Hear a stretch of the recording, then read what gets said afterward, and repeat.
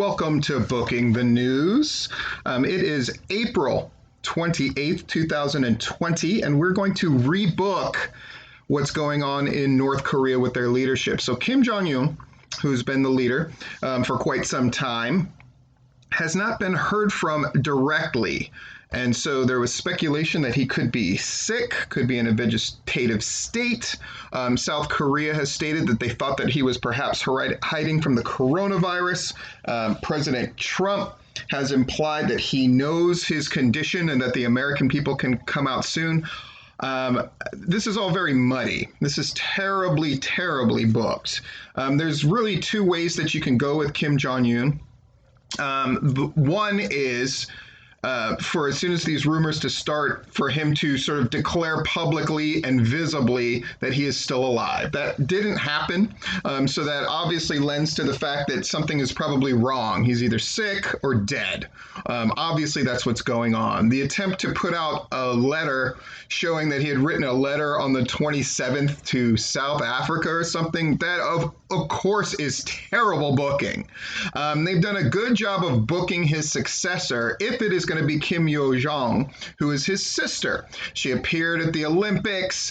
People are interested in her. She's a woman. There's all this kind of speculation. Could she be the leader of North Korea as a woman and all this other kind of stuff? That part's been booked fairly well. How could it be booked great? If she is the one who sort of openly declares that he is dead or in a vegetative state, cuts a really good promo about how he died in the service of his country or some other incredibly glorious act, but with this hint that perhaps she had a hand in it and that the country is in good hands. That's how they want to book this thing. You want to go strong with her. But recently, there's been this thing about their uncle, Kim Pyong II, right? Perhaps he could be the next leader.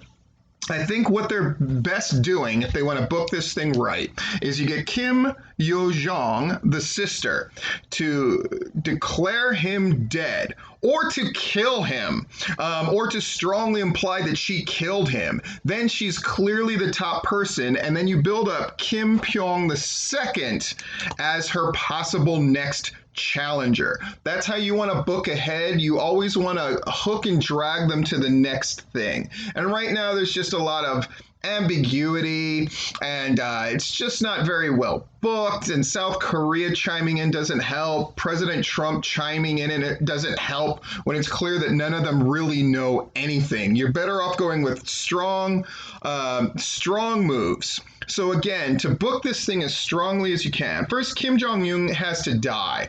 I think if not die, then he has to be taken out of the leadership. The strongest possible booking of this is, of course, Kim Yo-jong coming to the forefront and going, my brother can no longer be the leader.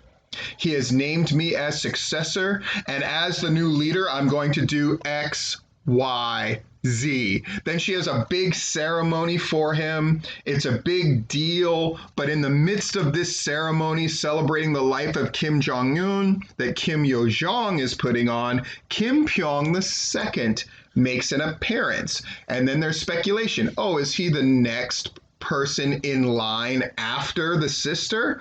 But instead, there's always this implication in the tension between the two. That way the commentators can speculate, put it over as this big deal. Oh, is he going to try to take leadership from her? But she just appears to be too strong, etc., etc., etc. You let her run the country for a little while. There's all this speculation. She's much more public, much more visible. There's people who are even citing, oh, maybe North Korea will change under her watch.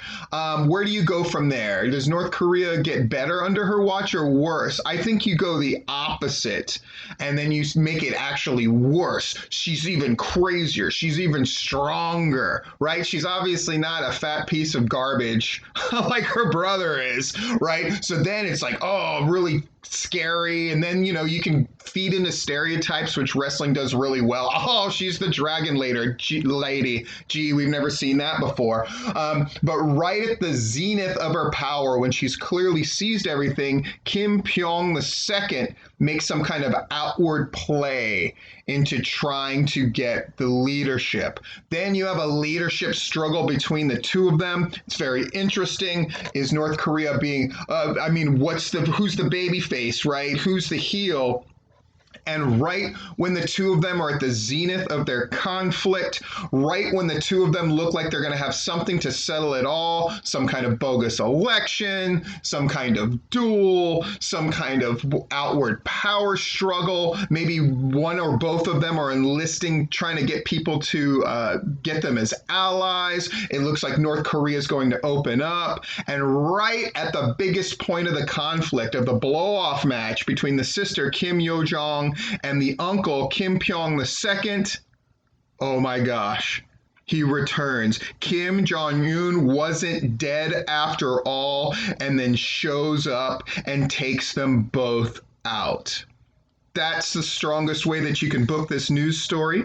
Thank you for joining me. I'm going to try to make this a daily thing as we continue to book the news.